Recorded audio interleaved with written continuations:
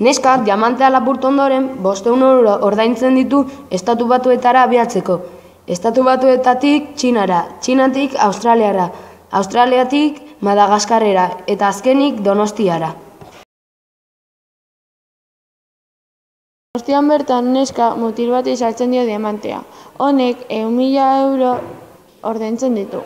Azkenean neska badu bere familiantzat eta bere amarentzat dirua gastuak ordaintzeko, baina mutila kartzelera doa.